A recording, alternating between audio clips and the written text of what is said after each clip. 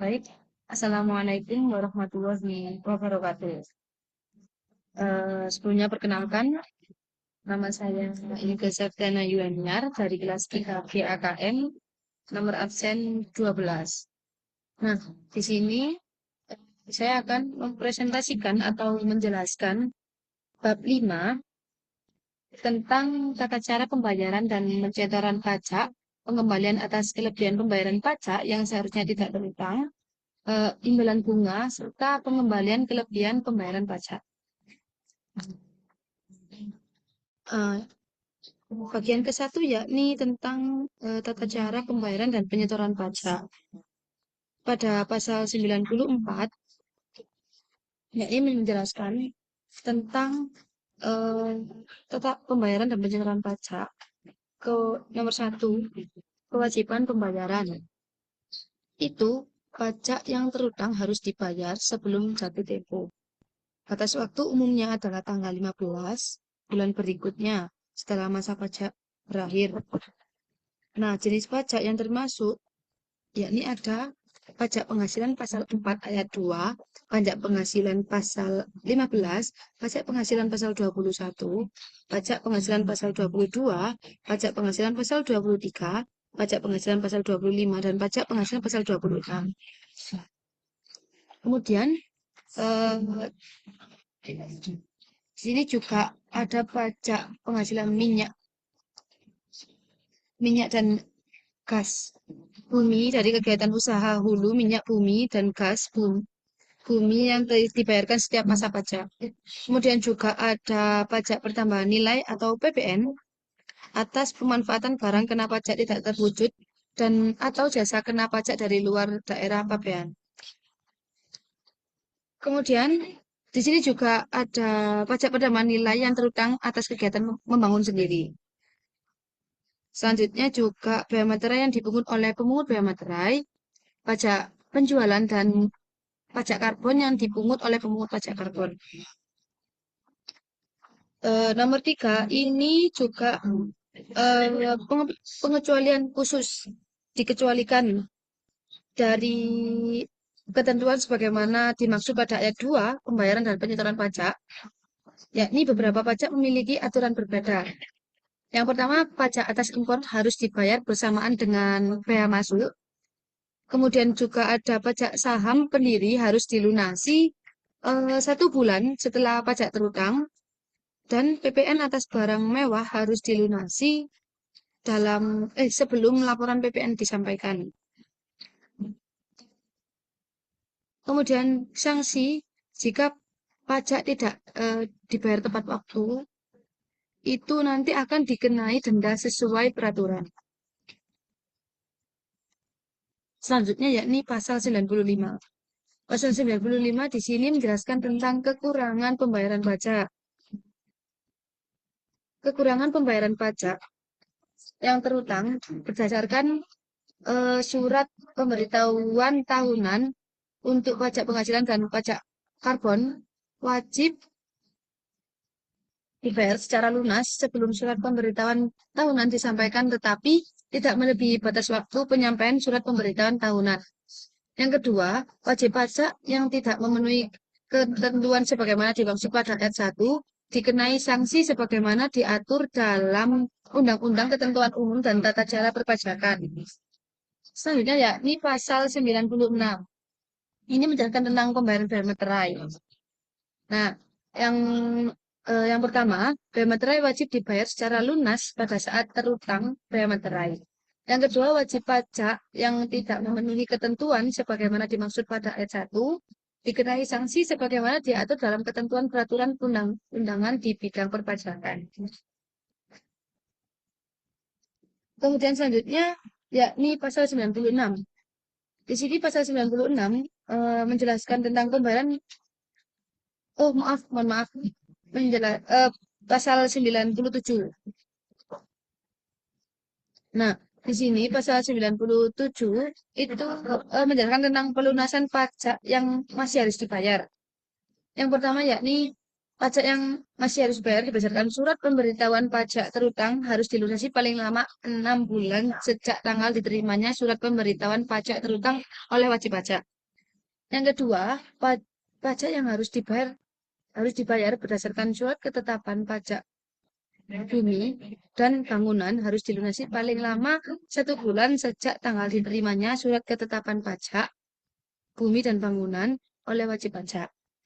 Yang ketiga, pajak yang masih harus bayar berdasarkan surat tagihan pajak bumi dan bangunan harus dilunasi paling lama 1 bulan sejak tanggal diterimanya surat tagihan pajak bumi dan bangunan oleh wajib pajak. Kemudian yang keempat, wajib pajak yang tidak memenuhi ketentuan sebagaimana dimaksud pada ayat 1, ayat 2, dan ayat 3 dikenai sanksi sebagaimana diatur dalam Undang-Undang Pajak Bumi dan Bangunan. Nah, kemudian pasal 98. Jadi, mohon maaf, tadi saya ulangi untuk pasal 97 ya. Itu pelunasan pajak yang masih harus bayar. Pajak tentang harus dilunasi dalam 6 bulan sejak pemberitahuan diterima untuk jenis tertentu, 1 bulan untuk pajak bumi dan bangunan atau PBB. Dan yang kedua, jika tidak dilunasi tepat waktu, wajib pajak dikenai sanksi. Selanjutnya yakni pasal 98. Ini menjelaskan tentang permohonan banding. Jadi, eh, yang pertama yakni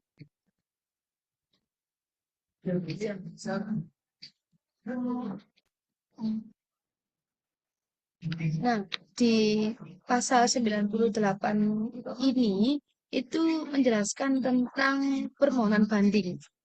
Di sini kan bacaannya banyak ya, itu bisa dibaca sendiri mungkin di PMK tahun 2020, PMK 81 tahun 2024. Di sini eh, dijelaskan jika wajib pajak mengajukan banding atas pajak yang tidak disetujui, pajak tersebut harus dilunasi 1 bulan setelah putusan diterima. Dan jika tidak mengajukan banding, pajak harus dibayar sesuai ketentuan awal.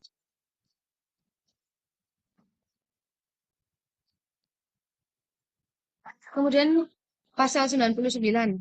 Pasal 99 ini menjelaskan perpanjangan waktu dan untuk usaha kecil. Nah, di sini eh, pasal 99 nomor 1, usaha kecil dan daerah tertentu dapat meminta perpanjangan waktu hingga 2 bulan sejak tanggal penerbitan. Nah, adapun syarat usaha kecil itu penghasilannya usaha bruto tidak melebihi 4,8 miliar per tahun. Kemudian tidak termasuk penghasilan jasa bebas profesi. Dan untuk permohonan perpanjangan harus diajukan 9 hari kerja sebelum jatuh tempo.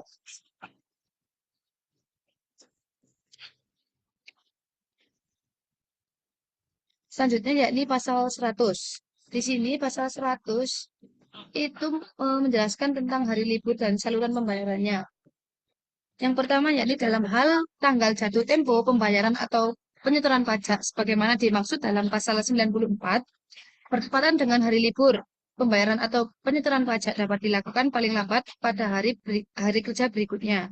Kemudian hari libur sebagaimana dimaksud pada ayat 1, yaitu hari Sabtu, hari Minggu, hari libur nasional, hari yang diliburkan untuk penyelenggaraan pemilihan umum, atau hari yang ditetapkan sebagai cuti bersama secara nasional.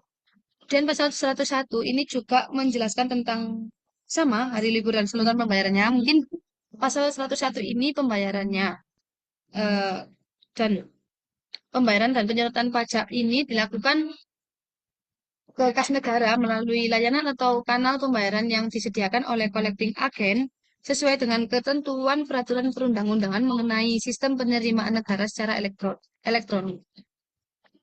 Next. Nah, untuk ini pasal 102 ini itu menjelaskan tentang bukti pembayaran yang sah. Mungkin di sini nomor satu, pembayaran dan penyetoran pajak dilakukan dengan menggunakan A. Surat setoran pajak, B. Materai setoran untuk bea materai, atau C. Sarana administrasi lain yang disamakan dengan surat setoran pajak. Nomor dua, pembayaran dan penyetoran pajak sebagaimana dimaksud pada ayat 1 meliputi pembayaran dan penyetoran pajak penghasilan, pajak pertambahan nilai, pajak penjualan atas barang mewah, bea materai, pajak bumi bangunan, pajak penjualan, dan pajak arban. Yang ketiga, pembayaran pajak sebagaimana dimaksud pada ayat 2 dilakukan dengan menggunakan nomor pokok wajib pajak pihak yang wajib melakukan pembayaran atau penyetoran pajak yang telah dipungut atau dipotong sesuai dengan ketentuan peraturan perundang-undangan di bidang perpajakan. Nah, di sini bukti pembayaran itu diakui jika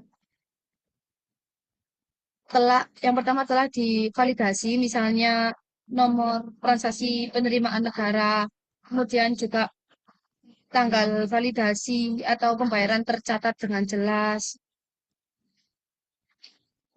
eh, kemudian juga bukti yang sah, termasuk surat setoran pajak, bukti pemindah bukuan, atau dokumen lainnya yang diatur dalam perundangan. Mungkin itu isi dari pasal 102. Selebihnya mungkin bisa dibaca sendiri pada PMK nomor 81 tahun 2024. Mungkin itu saja yang saya jelaskan. Burung pipit eh, ada di bawah, ada di sawah. Burung enggang di Kalimantan Tengah. Mohon maaf kalau ada salah, namanya juga manusia. Terima kasih. Wassalamualaikum warahmatullahi wabarakatuh.